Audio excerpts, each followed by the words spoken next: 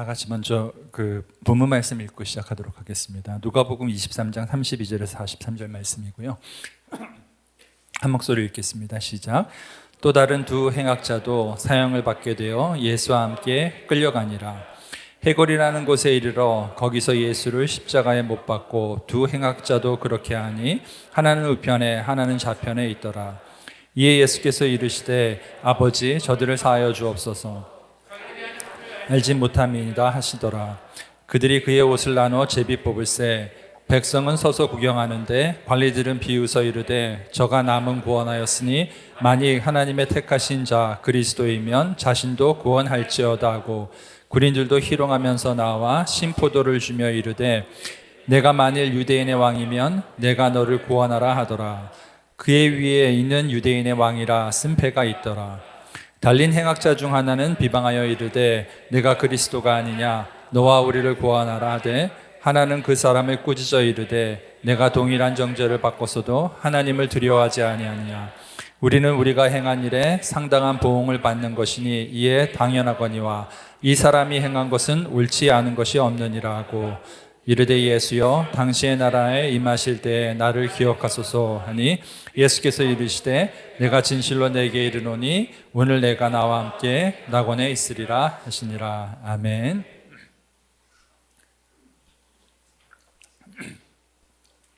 예, 이제 곧 이제 침례 간증을 쓰는 시즌이 돌아오는데요. 그 침례 간증을 쓰는 이제 시즌에 맞춰서 한번 구원에 대해서 다시 한번 점검해 보면 좋겠다라는 생각이 들어서 오늘 말씀을 나누려고 하고요. 오늘 말씀은 이제 잘 아시는 것처럼 십자가에 예수님 외에 두 명의 행악자가 달려서 같이 달린 이야기고 그 중에 한 명이 이제 구원받는 이야기입니다. 이제 결국 구원받은 그 행악자의 이제 이야기를 통해서 구원이 임하게 되면 어떤 일들이 벌어지는지 한 3가지 정도를 살펴보려고 하고요. 그리고 또 이제 구원받지 못한 강도의 이야기를 통해서 또 우리가 잘못 알고 있는 십자가에 대해 잘못 알고 있는 것들에 대해서도 한번 좀 살펴보기를 원합니다. 최근에 폴 브랜드라는 분이 이제 쓰신 책을 한번 읽었는데요. 이분은 이제 인도의 의료 선교를 하신 분이고 한센병에 대해서 굉장히 오랫동안 연구를 하신 분이에요. 그래서 이제 한센병에 대해서 이제 좀 새롭게 알게 됐는데요. 그러니까 나균 때문에 이제 발생하는 병인데 저는 이제 그 나균이 그 침투해서 그 이제 신체에 이렇게 말단 부위가 문드러지고 이렇게 떨어져 나가고 이제 그런 건 줄 알았어요. 근데 이제 그 책을 보니까 이제 그런 게 아니라 나균 자체에는 그런 영향력이 없고요. 그냥 나균이 하는 거는 이 말초신경의 감각을 마비시키는 거래요. 그러니까 말초신경의 감각을 마비시키기 때문에 이제 신체의 끝부분에 이제 감각이 없어지는 거죠. 특별히 이제 통증이 없어지는 거래요. 그러니까 통증이 없기 때문에 그러니까 베이거나 화상을 입거나 이런 이제 그 외상을 입었을 때 치료를 안 하는 거죠. 통증이 없어서. 그래서 가만 놔두면 2차 감염이 이제 생기게 되는 거고. 그래서 궤양, 농양, 이제 괴사 이런 것들이 이제 생기면서 결국은 이제 이 신체의 말단 부위가 떨어져 나가게 되는 이제 그런 병이라고 하더라고요. 그래서 결국 이제 그런 고통스러운 결과를 이제 맞이하게 되는 이유가 나균 자체에 있는 게 아니라 통증을 느끼지 못하는 거에 있다고 이제 그렇게 이야기를 하셨어요. 그래서 그 얘기를 들으면서 이제 죄와 그 한센병, 이제 나병과의 관계를 다시 한번 생각하게 됐어요. 그러니까 성경은 분명히 이제 죄를 이렇게 나병에 비유하는 일들이 많은데요. 그 전까지는 어떻게 생각했냐면 이제 그 한센병에 걸리면 이제 감각이 무뎌지는 것처럼 죄를 계속 짓게 되면 죄에 대해서 감각이 무뎌지고 결국은 이제 한센병으로 인해서 사람들과 격리되는 것처럼 사람과 이렇게 다른 사람들과 이렇게 분리가 일어나는 이제 그래서 그 죄를 나병에 비유했다라고 생각을 했는데, 그러니까 이 책을 읽고 나서 생각이 든 거는 그게 아니라 이제 그 죄는 결국 사람이 타인의 고통을 느끼지 못하게 하는 거구나. 그래서 죄를 나병에 비유를 한 거구나. 이런 생각이 들었어요. 그러니까 나의 고통을 느끼지 못하는 것도 있지만요. 그러니까 하나님이 만드신 세계는 예수 그리스도를 머리로 해서, 그러니까 여러 지체가 하나의 몸으로 이렇게 이어져 있는 거죠. 그러니까 내 몸에 다른 이웃들이 이렇게 쭉 연결되어서 하나의 지체를 이루고 있는데, 내 몸에 붙어 있는 지체의 한 부분이 그러니까 상처를 입고 아프고 외상을 입어도 그냥 무감각한 거예요. 고통을 못 느끼는 거예요. 그래서 마치 한센병처럼 내 몸에 붙어 있는 지체, 이웃이 결국은 이제 괴사가 진행되고 떨어져 나가도 여전히 아픔을 느끼지 못하는, 그러니까 그게 이제 죄와 그 한센병의 관계가 아닌가, 이제 이런 생각을 하게 된 거죠. 그러니까 죄의 결과는 우리로 하여금 이제 타인의 고통을 느끼지 못하게 하는 데 있다는 생각이 들었습니다. 그 오늘 본문을 보면 정말 타인의 고통을 전혀 느끼지 못하는 사람들의 이야기를 보게 되는 것 같아요. 그 한번 성경을 살펴보면요, 35절에 보면 백성은 서서 구경하는데 관리들은 비웃었다고 되어 있고, 36절에 군인들도 희롱했다고 되어 있고, 39절에 보면 달링 행악사 중 하나는 비난했다고 되어 있어요. 그러니까 막 비웃고 조롱하고 막 비난하고 이제 그러는 거죠. 한쪽에서는 예수님이, 그러니까 어떤 한 인간이 정말 십자가에서 못을 박혀서 가장 고통스러운 가운데 죽어가고 있는데, 그거를 바라보는데 아무런 고통을 느끼지 못하는 거예요. 그냥 비웃고 조롱하고 그냥 비방하고 이제 이러고 마는 건 거죠. 이게 이제 죄의 결과라고 생각이 들고요. 와, 이게 사람이 어떻게 이렇게 악할 수가 있나, 이제 이런 생각이 들게 됩니다. 저는 패션 오브 크라이스트라는 영화를 보는 걸 너무 힘들어하는데요. 그 이유가 예수님이 이제 십자가상에서 받으신 고통이 너무 이제 힘든 것도 있지만, 그것뿐만이 아니라 예수님이 십자가에 이제 못을 박으면서 그 로마 군병들이 막 낄낄대고 웃고 조롱하는 장면들이 나오거든요. 그게 이제 너무 괴로운 거예요. 아, 인간이 어떻게 이렇게 악할 수가 있지? 그러니까 한 사람이 죽어가는데 저렇게 조롱하고 비난하고 낄낄대고 저럴 수가 있지?라는 생각이 드는데, 사실 그게 이제 나의 모습인 거잖아요. 그러니까 내 안에 있는 그 악한 모습, 정말 잔인한 모습, 이게 이제 보기가 너무 힘든 건 거죠. 그러니까 이 죄는 결국은 우리로 하여금 타인의 이제 고통을 못 느끼게 하는 것 같은데요. 이와 이제 정반대 대조가 되는 게 예수님의 모습이었던 거죠. 34절 한번 보겠습니다. 예, 이 예수께서 이르시되 아버지 저들을 사하여 주옵소서, 자기들이 하는 것을 알지 못함이니이다 하시더라. 그들이 그의 옷을 나눠 제비 뽑으세. 예, 막 비웃고 조롱하고 그리고 막 비난하고 막 비방하고 막 그러고 있는데, 예수님은 자신을 못 박는, 그리고 자신을 비웃고 막 조롱하는 사람들에게 저 사람들이 알지 못해서 저러는 거니까 죄를 용서해 달라고, 그러니까 막 용서에 대한 이야기, 우리를 정말 얼마나 애타게 사랑하는지 이제 그 사랑의 모습을 이제 여기서 볼 수 있잖아요.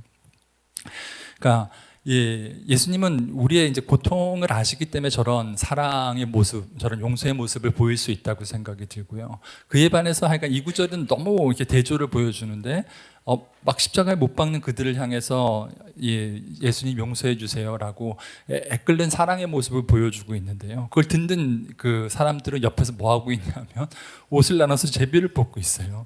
그러니까 저런 이야기를 들으면 뭔가 막 마음에 찔림이 있고 뭔가 좀 움찔하고 뭐가 이래야 될 것 같은데, 너무 한가하게 그냥 이 사람은 고통을 받거나 말거나 그러고 옆에서는 옷을 나누고 있는 거죠.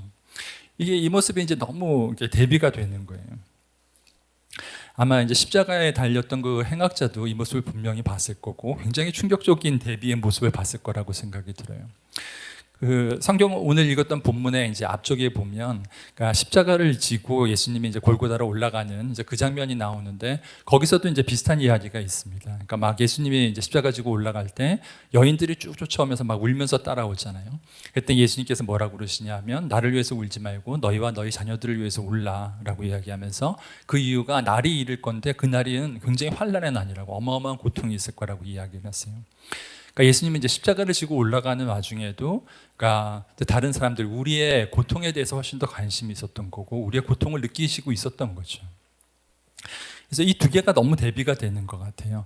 그러니까 사람들의 잔인함, 무례함, 이 밑바탕에는 타인의 고통을 느끼지 못하는 이제 그게 원인이라고 하면요, 예수님의 사랑은, 그 사랑의 원천은 뭐냐면 우리의 고통을 느끼시기 때문에 그런 거죠. 그러니까 그 성경에 보면, 그러니까 예수님이 그리고 하나님이 우리의 고통을 얼마나 이제 많이 느끼시고 계시고, 우리의 고통과 함께 하시고, 심지어 우시기도 하시고, 이런 장면들이 많이 있잖아요.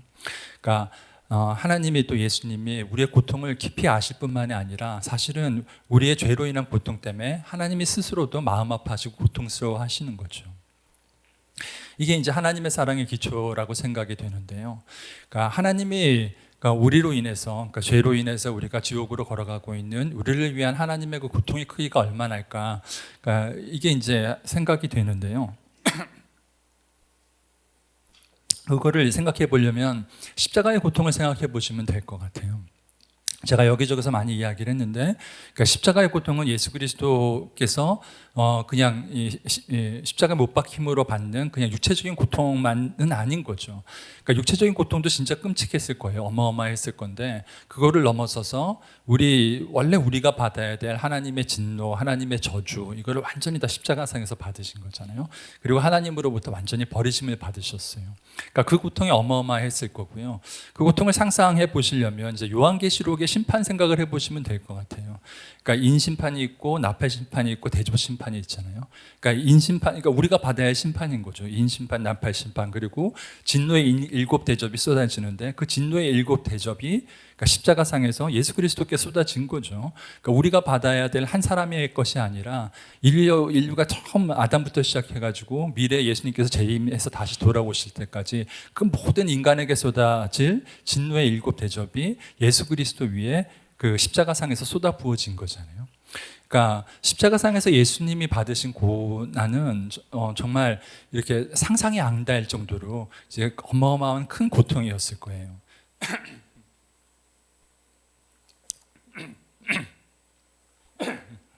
근데 그 예수님의 그 십자가상에서 고통과 하나님은 분명히 우리가 죄로 인해서 하나님으로부터 떨어져서 지옥의 길로 가고 있는 우리에 대한 하나님의 마음의 고통이 있을 거거든요. 그 둘 사이에 어느 게 더 클까라는 이제 생각이 드는데요. 저는 이제 감히 이야기하기를 십자가의 고통보다, 그 어마어마한 십자가의 고통보다 우리 한 사람이 지옥의 길로 걸어가고 있는, 죄로 인해서 하나님으로부터 멀리 떨어져서 가고 있는 것으로 인한 하나님의 마음의 고통이 더 크다는 생각이 들어요. 그 이유가 뭐냐면, 우리는 작은 그 고통을 참는 이유가, 그러니까 큰 고통을 피하기 위해서 작은 고통을 참는 거죠. 그러니까 예를 들어서 뭐 치과 치료를 받는다던가 수술을 받는다던가, 이게 우리 몸에 큰 고통이고 아픔이지만 더 큰 질병으로 인해서 더 큰 아픔이 생기지 않도록 우리가 치료도 받고 뭐 그 수술도 받고 그런 아픔을 견디는 거잖아요. 그러니까 이 작은 고통을 견디는 이유는 더 큰 고통을 피하기 위한 건데요. 그러니까 그렇게 생각을 하면 십자가에서 예수님께서 받으신 고통은 사실은 더 큰 고통인 우리 한 사람이 하나님으로부터 떠나서 죄로 인해서 하나님부터 멀리 가서 지옥으로 가는 그 하나님의 마음의 고통이 더 크기 때문에 더 작은 고통인 십자가의 고통을 짊어지시는 거죠. 그러니까 그렇게 생각을 하면, 그러니까 십자가의 고통 자체도 정말 어마어마하고 이제 너무 큰 거잖아요.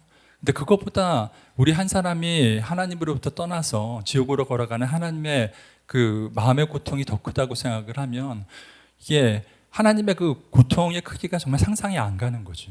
근데 그 큰 고통의 크기가 사실 하나님이 우리 인간을 향한 사랑의 크기랑도 같은 거죠. 그러니까 십자가를 생각을 하면 정말 신비이기도 하고, 하나님이 정말 우리를 이렇게까지 사랑한단 말이야 라는 게 이제 느껴지는, 이제 그런 게 십자가라고 생각이 됩니다. 그래서 이 십자가에서는, 그러니까 인간의 완악함, 인간의 잔인함, 무례함 이런 걸로 인해서 타인의 고통을 모르는 우리의 모습과, 그리고 우리를 너무너무 사랑하시기 때문에 정말 큰 고통을 짊어지고 계신 하나님의 그 모습이 이렇게 대비가 되는 것 같아요.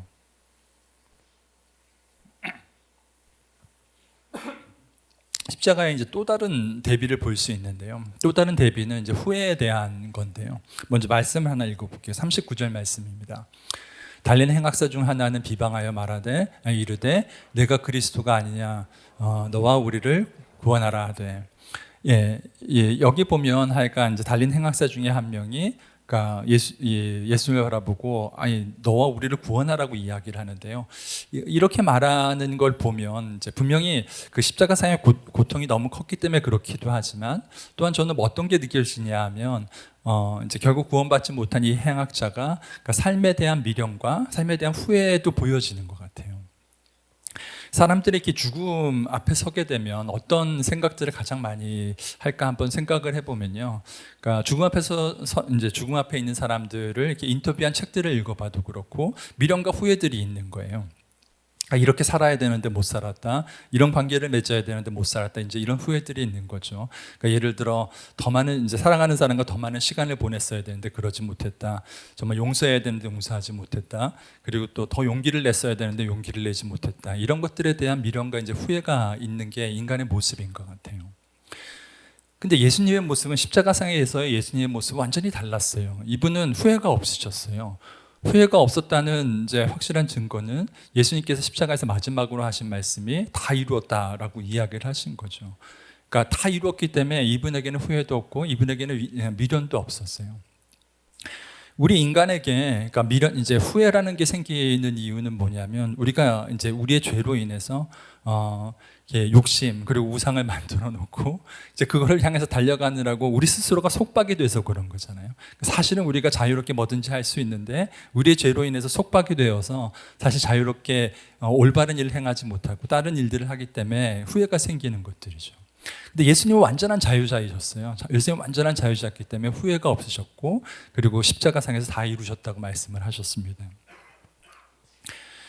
후회라는 거에 대해서 조금 더 생각을 해보면요, 후회라는 감정이 우리 안에 드는 이유는 뭐냐면 결국 마땅히 해야 될 일이 있는데 마땅히 해야 될 일을 하지 못했기 때문에 생기는 게 이제 후회잖아요. 그리고 마땅히 해야 될 일을 하지 못하는 게 사실은 죄인 거죠.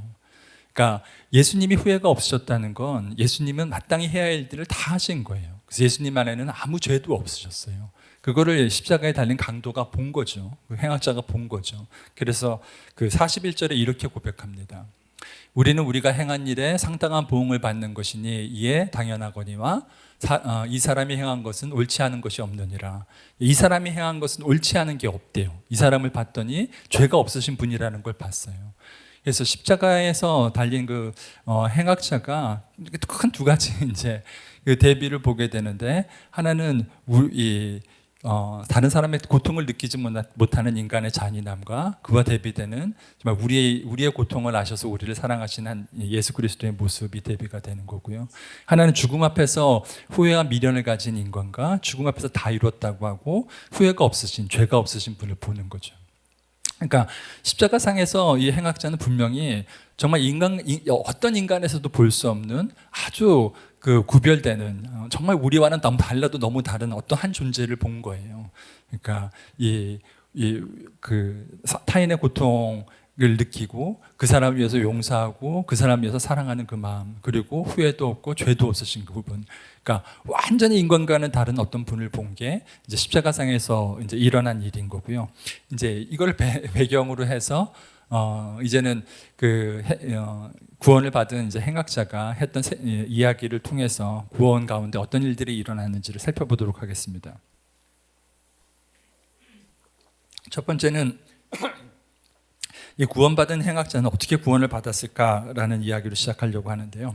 뭐 다들 생각하시는 것처럼 42절의 핵심입니다. 제가 읽어볼게요. 이르되 예수여 당신의 나라에 임할 때 나를 기억하소서, 이렇게 되어 있거든요. 예, 여기서 예수님을 부를 때 예수여 당신의 나라라는 이야기를 해요. 그러니까 당신의 나라가 이제 키워드가 되는 거죠. 예수님은 어떤 한 나라의 왕이시라는 것을 인정한 거예요. 당신의 나라에 임하실 때라고 얘기를 한 걸 보면, 그러니까 근데 나라는 나라인데 어떤 나라인 거예요? 당신의 나라에 임하실 때, 당신의 나라에 이제 곧 들어가실 때, 예수님은 십자가상에서 죽음을 앞두고 있었어요. 그러니까 죽은 다음에 가는 세상의 왕인 거죠. 그러니까 영원한 세상, 하나님의 나라, 그 나라의 왕이라는 것을 알고 있었던 거예요.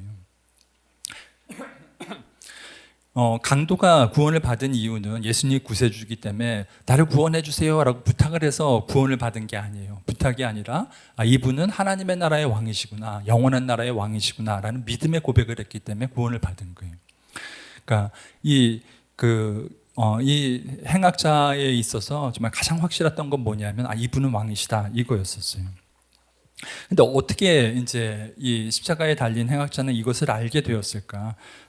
아까 이야기한 대로 정말 달라도 너무 다른 존재를 본 거죠. 우리와는 달리 우리의 고통을 이해하고 용서하고 사랑하고 후회도 없고 죄가 없으신, 정말 우리와는 완전히 차원이 다른 어떠한 존재를 봤는데 그분의 십자가 위에 유대인의 왕이라는 죄패가 붙어 있는 거죠. 그러니까 계속 유대인의 왕, 저 사람이 유대인의 왕이야, 이런 생각을 했겠죠. 그러니까 유대인의 왕이라는 것은, 이스라엘 왕이라는 것은 하나님 한 분이시죠.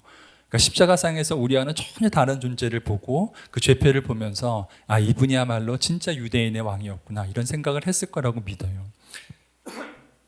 네, 그래서 이 십자가에서 구원을 받은 이 행악자의 구원이 임할 때 첫 번째 일어난 일은 뭐냐면 예수 그리스도가 왕이 되는 사건이에요.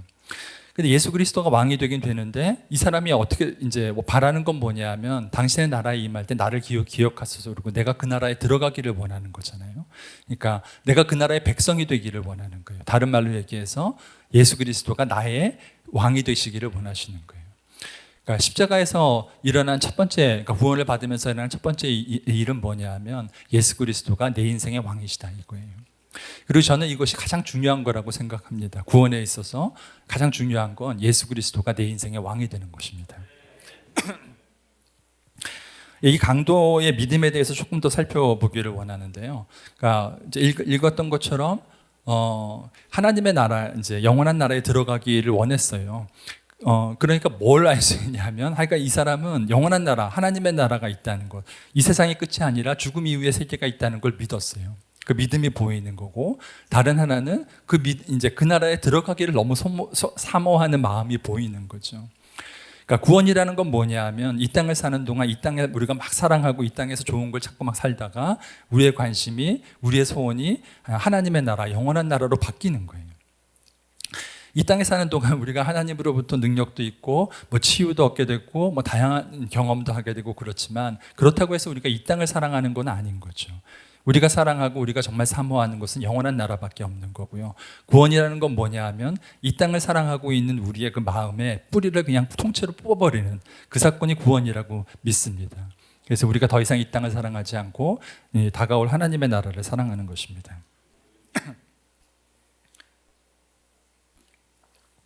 예.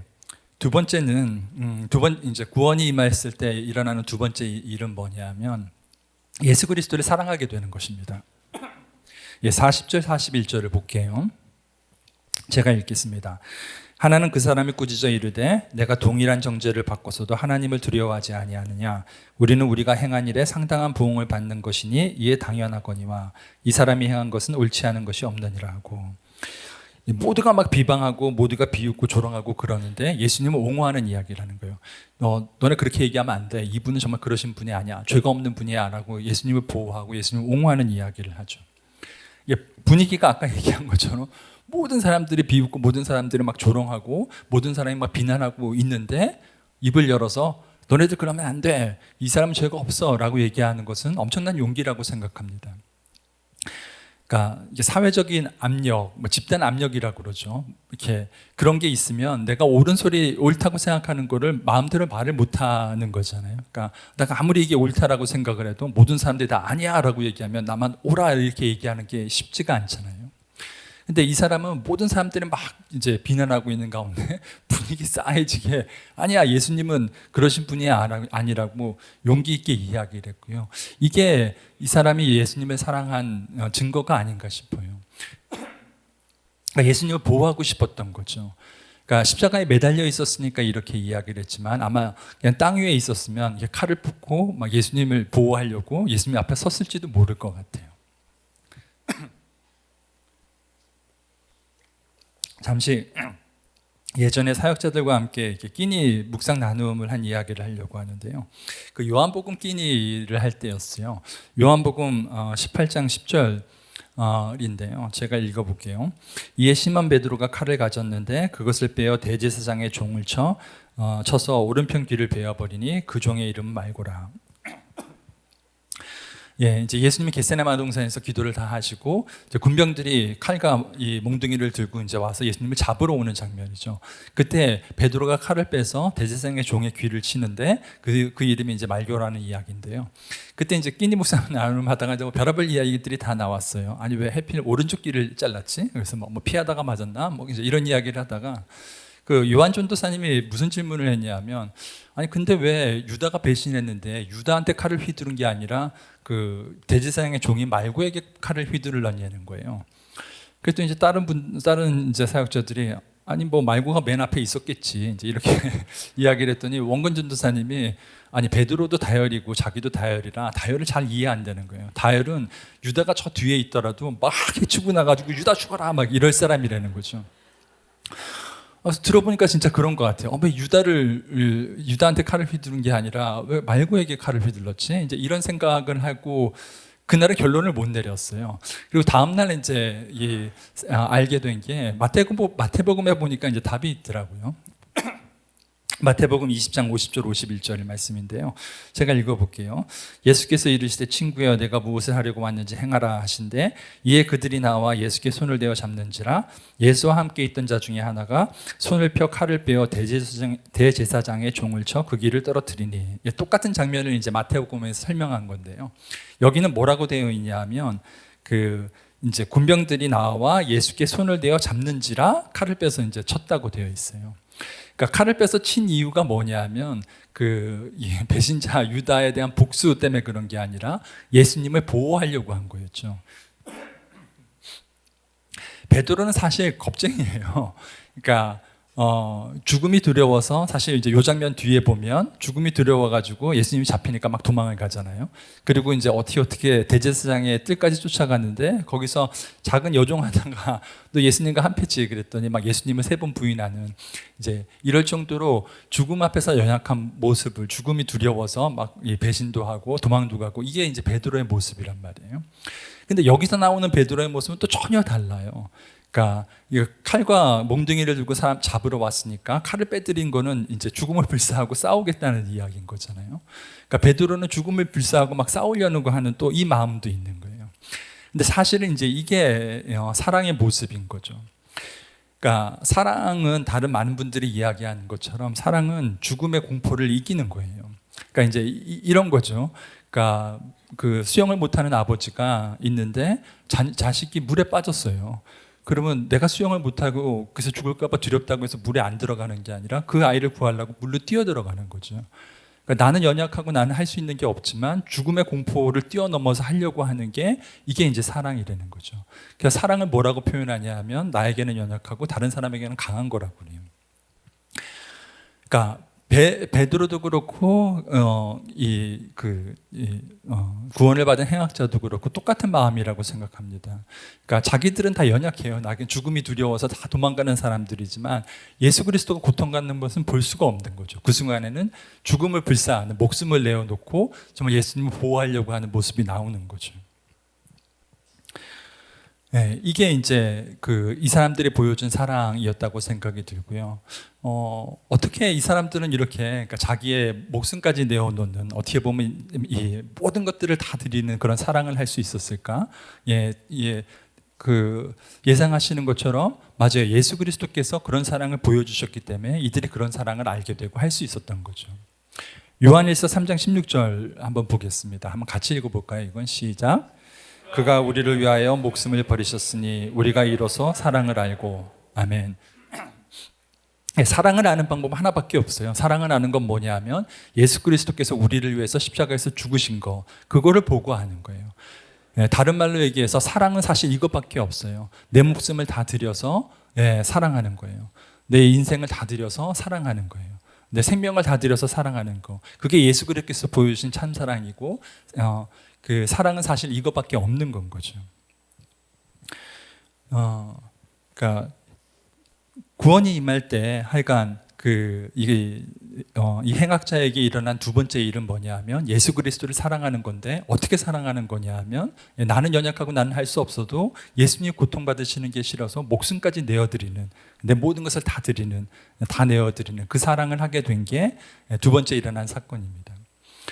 그러니까 이 사랑에는 능력이 있어요. 이 사람의 힘이 있어서 우리는 아까 말한 것처럼 한센병자 같이 남의 고통을 느낄지 모르는 사람인데 예수 그리스도의 사랑을 알게 되면 정말 우리도 타인의 고통을 느끼고 예수 그리스도의 고통을 느끼는 사람으로 바뀌게 되는 거죠.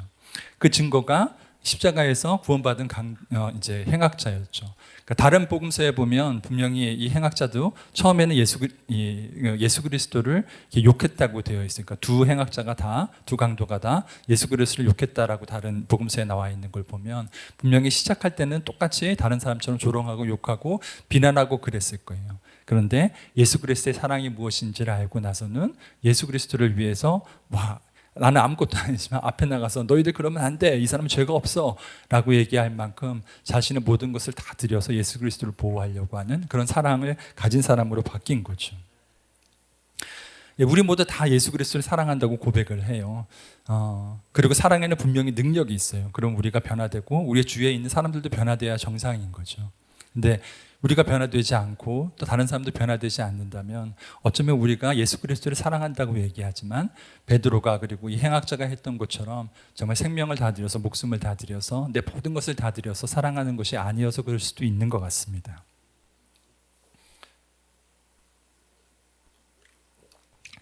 예.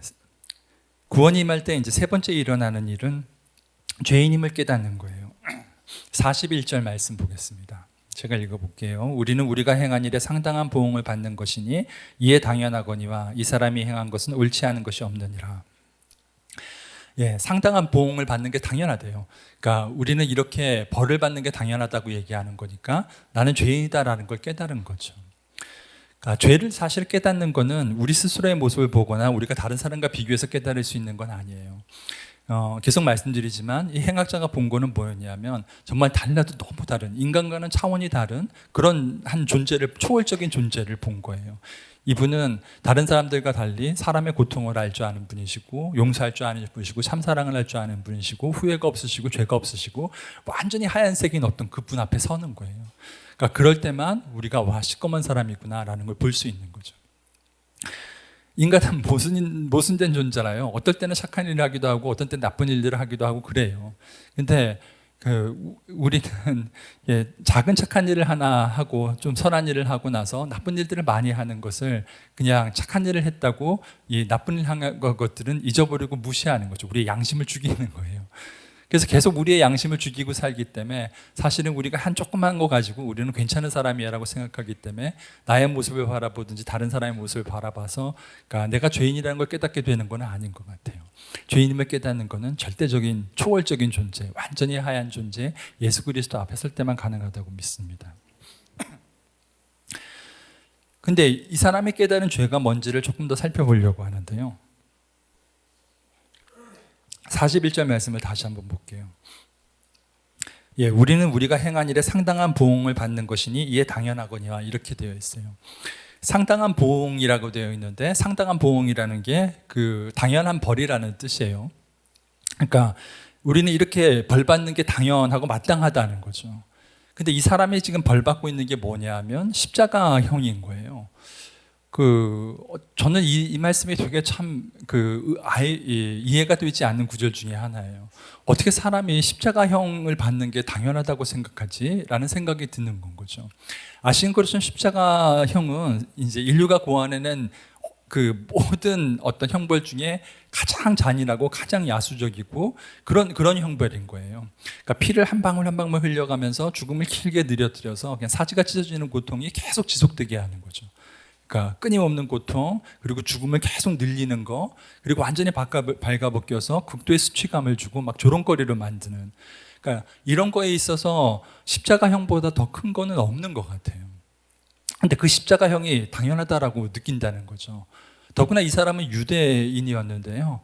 그 십자가형이 이 로마가 십자가형을 사용한 방법이 뭐였냐면 통치 수단으로 만드는 거죠.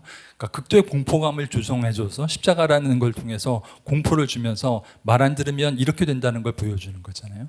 그러니까 유대민노처럼 피지배인들에게 그리고 노예에게 그 로마가 세운 어떤 제도가 있는데 여기에 대항하는 사람들은 다 이렇게 될 거야라고 말하는 굉장히 이제 통치 수단 중에 하나인 거예요. 그러니까 로마의 압제를 받고 있는 그 유대인으로서 그리고 인류가 고안해놓은 최악의 정말 야만적인 이 형벌인 십자가형을 받고 있는데 나는 이 십자가형이 당연하다, 이렇게 받는 게 당연하다라고 이야기할 수 있는 사람이 과연 있을까? 이런 의문이 드는 거죠.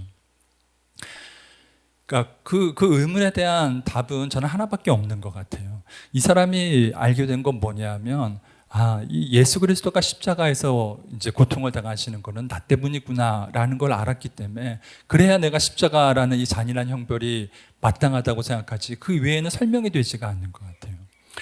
그러니까 이 대속의 죽음에 대해서 얼마나 깨달았는지는 알 수는 없지만 최소한 하여간 이 사람이 깨달은 건 뭐냐면 예수 그리스도가 지금 받고 있는 고통은 나 때문이구나라는 것은 알았던 것 같아요.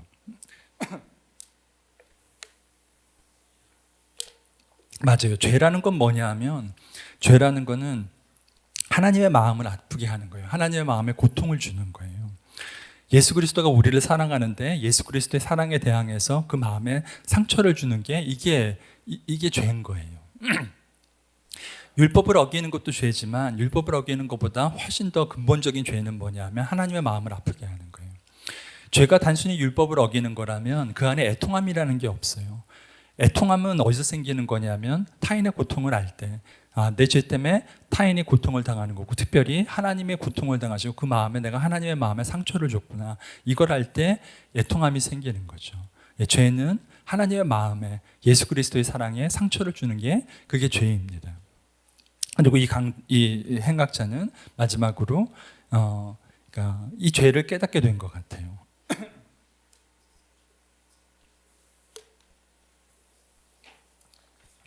예. 이렇게 해서 세 가지를 이제 살펴봤고요. 이번에는 그 구원받지 못한 강도의 이야기를 통해서 우리가 십자가에 대해서, 구원에 대해서 잘못 생각하고 있는 것을 또 살펴보기를 원해요. 39절 한번 보겠습니다. 예, 달린 행악자 중 하나는 비방하여 이르되 내가 그리스도가 아니냐, 너와 우리를 구원하라. 예, 이제 그 구원받지 못한 강도가 얘기한 게 뭐냐면, 이 내려와 가지고 너하고 나를 구원하라고 이제 이야기를 해요. 그러니까 우리는 이제 예수님을 믿으니까 그러니까 그런 생각을 하지는 않는데 뿌리가 같은 유사한 생각은 하는 것 같아요. 그러니까 다 그러신지 모르겠는데, 그러니까 저는 어떤 생각이 간혹 드냐면, 그 하나님이 세상을 창조할 때요, 이 어쩌한 우주를 창조할 때 말씀만으로 창조하셨어요. 우주가 얼마나 넓은지 아시잖아요. 얼마나 큰지 아시잖아요. 그런 어마어마한 우주를 만드시는데 말 한마디로 창조하셨단 말이에요. 근데 인간의 죄를 사하는 데는 말 한마디로 사함이 안 되는 거예요. 십자가가 있어야 되는 거예요. 아니, 왜 이렇게 어마어마한 우주도 그냥 말 한마디로 창조하시는 분이 인간의 죄는 그냥 말로 지워버리시면 안 되나? 그게 왜 안 되지? 이런 이제 의문이 드는 건 거죠. 근데 사실 이런 의문은, 그러니까 아까 얘기했던 죄가 뭔지를 몰라서 그런 생각을 하게 된다고 생각합니다. 그러니까 죄는, 그러니까 하나님의 마음에 고통을 주는 거예요. 절대자이신 하나님의 마음에 상처를 주는 거예요. 그러니까 말 한마디로 해결이 될 수 있는 게 아닌 거죠. 단순히 그냥 인간과의 관계를 생각하더라도 우리가 누구에게 뭐 죄를 졌어요. 근데 쏘리, 미안 이런다고 죄가 모든 게 해결되는 게 아니잖아요. 그렇게 죄를 해결할 수 있는 게 아닌 거죠. 근데 하물며 하나님의 마음을 아프게 한 건데 그냥 말 한마디로 될 수 있는 건 아닌 거죠. 문제는 우리가 처음 얘기했던 것처럼 한센병자 같은 사람인 거예요. 타인의 고통을 느끼지 못하고 그리고 하나님의 고통을 느끼지 못하기 때문에 이런 의문이 드는 건 거죠. 아니, 죄 그냥 말 한마디로 해결하면 안 돼? 네, 이거의 근본적인 생각은 우리가 죄가 뭔지를 모른다고 생각이 듭니다. 우리의 구원 간증도 마찬가지라고 생각이 들어요. 우리의 구원 간증도 그냥 말 한마디로 사함받는 간증이 아니라 정말 십자가의 간증이 있어야 된다고 생각합니다. 두 번째 이제 잘못된 생각은, 그러니까 이제 왜 내려와서 막 구원하라고 막 이야기를 하잖아요. 그러니까 이것도 이제 이런 생각을 해보신 적이 있는지 모르겠는데 저는 자주 생각하는데, 이게 아까 십자가에 이제 달려서 죽으셔야 되는 거는 당연하잖아요.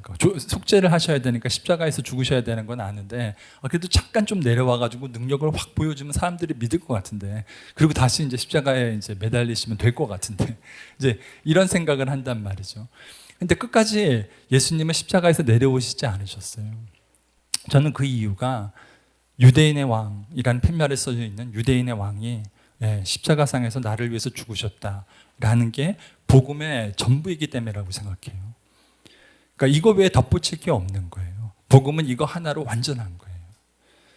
그러니까 그렇기 때문에 굳이 내려와서 능력을 보이지 않더라도 십자가에서 그 행악자가 구원을 받은 것처럼 유대인의 왕이라고 쓴 패와 이분이 나를 위해서 죽으시네, 이거 하나로 구원을 받을 수 있는 거죠.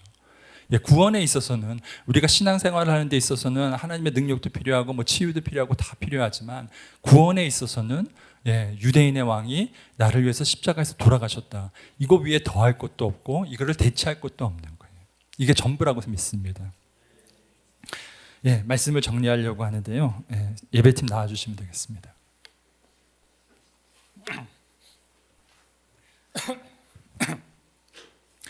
세 가지를 이야기를 했고 이 세 가지를 기억하시면 좋을 것 같은데요. 구원이 임할 때 어떤 일들이 벌어지는가. 첫 번째는 예수 그리스도가 내 인생의 왕이 되는 거예요. 아까 말씀드린 것처럼 예수 그리스도가 내 인생의 왕이 되는 것을 제외하고 구원은 없다고 생각이 들어요.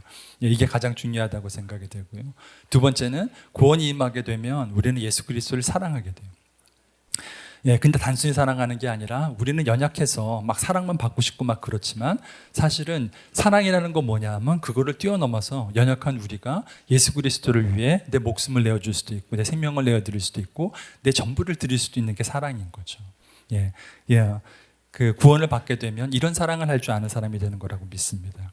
그리고 세 번째는 죄를 깨닫는 건데 어떤 죄를 깨닫는 거냐 하면 단순히 율법을 어긴 게 아니라 하나님의 마음을 아프게 하는 거구나. 이게 내가 지금 하나님께 상처를 주는 거구나. 이거를 깨닫는 게 구원에서 일어나는 일들이라고 생각합니다. 참고로 이 모든 과정이 다 한 번에 일어난다고 얘기하는 건 아니에요. 구원의 시작이 있고 구원의 마침이 있는 거고 우리는 구원의 과정 가운데 걸어가는 거라 이 중에서 깨닫게 되는 것도 있고 이 중에서 경험한 것도 있고 경험하지 못한 것들도 있을 수 있다고 생각해요. 그러니까 저는 이제 이런 이야기를 하는 게 심리 간증을 써야 되는데 이제 간증을 이렇게 판단하거나 그러려고 하는 게 아니라요. 우리는 다 부족한 사람들이라 구원에 있어서 부족한 면들이 있을 수 있다고 생각이 들고 말씀을 통해서 우리 안에 그걸 살펴보면서 경험하지 못하고 알지 못했던 게 있다면 이번 기회를 통해서 더 깊이 하나님께서 조명하여 주시고 경험하기를 바라는 마음으로 이렇게 이야기를 하는 거고요. 두 번째는 오늘 고통에 대한 이야기를 많이 했는데 이거는 제가 지금 구원을 받는 과정, 죄 가운데 있다가 구원을 받는 과정에 대한 이야기를 하기 때문에 고통에 대한 이야기를 한 거고요. 하나님 분명히 우리를 사랑하십니다. 우리를 기뻐하십니다. 우리를 보시는 하나님은 기쁨으로 우리를 바라보시는 하나님이지 막 고통으로 막 힘들어서 우리를 쳐다보시는 하나님은 아니에요. 오해하지 않으셨으면 좋겠습니다. 다 같이 일어서서 기도하면 좋겠는데요. 스티브 잡스가 재미난 이야기를 하나 한 게 있어요. 그러니까 이 아이폰을 만든 다음에 뭐라고 그랬냐면요. 소비자들은 원하는 걸 보여주기 전까지 자기가 뭘 원하는지 모른대요. 그러니까 무슨 말이냐 하면 아이폰을 이제 딱 만들어서 보여줬단 말이에요. 그제서야 뭐라고 그러냐면 저게 내가 원하는 거야 라고 이야기를 한다는 거죠. 그러니까 아이폰을 만들기 전까지는 내가 진짜 원하는 게 핸드폰 안에 다 들어가 있는 이런 거라는 걸 아예 생각조차 못하는 거죠. 근데 보세요. 우리는 사실은 물건 하나도 내가 정말 원하는 게 뭔지를 몰라요. 근데 영적인 건 더해요. 우리 안에 전도서 3장 11절에 보면 뭐라고 되어 있냐면 하나님이 영혼을 사모하는 마음을 주셨대요. 그러니까 영혼을 사모하는 마음을 주셨기 때문에 우리 안에 다 뭐가 있냐면 갈망이 있어요. 그러니까 영혼에 대한 갈망이 있는데 모르는 거죠. 영혼을 본 적이 없어요. 그러니까 갈망은 있는데 이 갈망이 뭐를 향하는 건지를 모르는 거예요. 이 갈망을 보여줄 수 있는 게 뭘 정확히 너가 원하는 게 바로 영원이야. 너가 원하는 게 예수 그리스도의 사랑이야. 너가 원하는 게 예수 그리스도의 통치하는 나라야 라는 걸 보여줄 수 있는 건 뭐밖에 없냐 하면 성령님밖에 없어요. 성령님께서 우리 안에 오셔서 정말 너가 원하는 게 이거야 라고 보여주기 전까지는 우리는 그걸 알 수가 없는 거예요. 그래서 이 시간 기도했으면 좋겠는데 첫 번째는 뭘 위해서 기도했으면 좋겠냐 하면 오늘 말씀을 쭉 들으면서 정말 내 안에 정말 부족한 게 있구나 라는 게 느껴진다면 성령님께 기도해서 그걸 더 알게 더 조명해 달라고 기도하고 나도 똑같은 걸 경험하게 해달라고 하고 나도 십자가에 달린 강도처럼 정말 예수 그리스도의 사랑하는 사람이 되게 해달라고 기도했으면 좋겠습니다. 두 번째는 정말 이 모든 구원의 과정을 다 경험하신 분들도 있다고 생각이 들어요. 그러면 똑같이 아까 말씀드린 것처럼 세상 사람들은 갈망이 있어요. 분명히 하나님께서 영혼을 향한 갈망을 주셨기 때문에 다 갈망이 있는데 그 갈망이 뭔지를 모르는 거예요. 그 갈망이 뭔지를 가르쳐 줄 수 있는 사람은 그걸 본 사람밖에 없는 거예요. 영생이 뭔지, 예수 그리스도의 사랑이 뭔지, 그 나라의 통치가 뭔지를 본 우리만이 그거를 보여줄 수 있어요. 그래서 이걸 다 경험하신 분이라면 정말 결단하고 이 갈망을 모르는 사람들에게 참된 갈망이 뭔지 너희들이 원하는 갈망은 영생이야 라고 보여줄 수 있도록 그런 사람이 되는 결단하는 그런 기도를 했으면 좋겠습니다. 우리 두 가지를 가지고 주의 이름만 부르고 기도하시겠습니다. 주여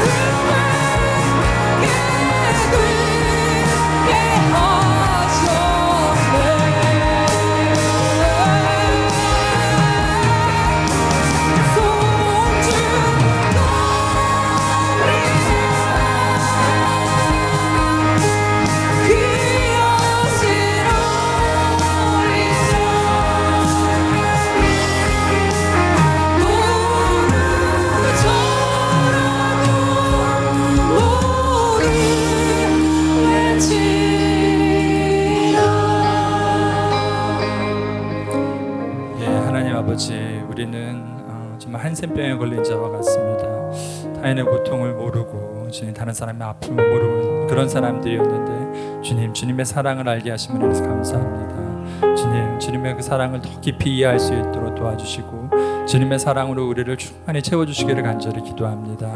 또 주님, 세상이 혼탁하고 어지러운 가운데 정말 예수 그리스도께서 통치하시는 그런 나라가 오기를 간절히 기도합니다. 주님, 주님께서 이 세상을 통치해 주시고 이 나라를 통치해 주시고 주님의 정의와 공의가 흐르는 나라가 되게 해 주시기를 간절히 기도합니다. 아버지, 또한 우리가 정말 그 영적인 갈급함을 알지 못하는 사람들에게 주님, 정말 그들에게 영혼이 무엇인지, 주의 사랑이 무엇인지, 십자가의 사랑이 무엇인지, 주님의 통치가 무엇인지 보여주는 아버지, 그런 사람들로, 그런 통로로 써주기를 간절히 기도합니다. 그럴 수 있도록 주님 우리에게 은혜 주시고 능력 주시고 힘 주시기를 간절히 기도합니다. 여기 계신 모든 분들 주님께서 축복하여 주시며 주의 사랑과 주의 은혜로 가득 채워주시기를 기도합니다. 감사합니다. 예수님 이름으로 기도했습니다.